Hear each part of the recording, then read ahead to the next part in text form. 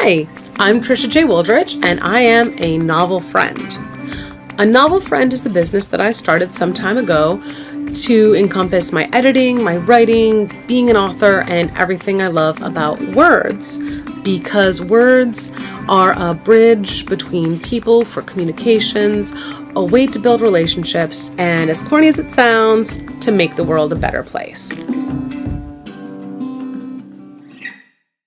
Hello, this is Trisha J. Wooldridge, a novel friend, with the third week of December, which I hope that you are enjoying whatever holidays you may be celebrating or not celebrating, that you're finding some time to spend with friends and family, regardless of the reason, that if you're in the Northern Hemisphere, you're doing something warm, and really, you may hear some kitty jingling because Nihilus the cat wants to be very much part of my recording session today.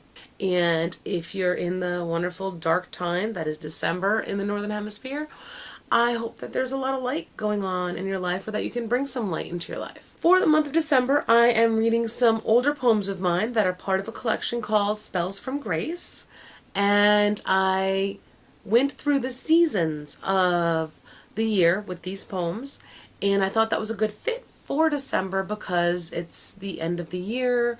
There's this spiritual ending of the year, particularly in the Northern Hemisphere when it is so dark and the sun gets reborn and the year starts over again. So that's why I'm sharing these particular poems for you. They are older. They predate my current pets, Calico the horse and Nihilus the cat, who ran away.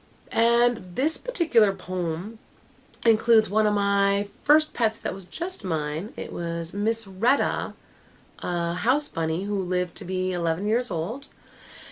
And I wrote this poem to celebrate spring when I was just having a moment of downtime and petting her. So these poems, these Spells from Grace, are more for the people who like my everyday magic type of poems. They are a close sensory look at these quiet moments of life and what they mean to be present as the year turns, as everything is changing. So I hope you enjoy this next installment of Spells from Grace, Miss Rhetta, the living room in spring. Spells from Grace. Miss Rhetta, the living room in spring. Sigh, content. Pit, pit, pit, pitter-patter, pitter-patter. Rain smacks gently at the bay window that permits surprising light for the gray day. Our breath flickers candles across the room. Lavender. The sweetness mingles with wet earth creeping through old wooden panes. The flame is far enough from the senior bunny. Many years later, she still remembers what happens when whiskered creatures sniff candles. Miss Rhetta's tiny spine presses my stomach with each rhythmic breath of her bunny zen. Her eyes open, unfocused. Misty light almost obscures my little crone's cataract. Chilled fingertips burrow into warm silken fur. Doctors call it Raynaud syndrome. I call it annoyance, but a good excuse for red wine or hot chocolate, or quality time with furred friends. Miss Rhetta shifts so the blessing I take for granted of prehensile thumbs can properly rub around her night-black ears. Between long ears, fur is softer, longer. It dapples black to white, resembling cookies and cream ice cream, with whirls of darkness and light. Black stretches into a mask over her eyes, personifying the little bandit still in old age. Paper. Mine? An assignment due tomorrow? Nothing to do. It just is. Her small head vibrates in tooth-clicking rabbit purr. Rear legs stretch out more. Little scut tail relaxes atop them. We breathe in and outside of time. We are. So that was Spells from Grace, Miss Rhetta, the living room in spring.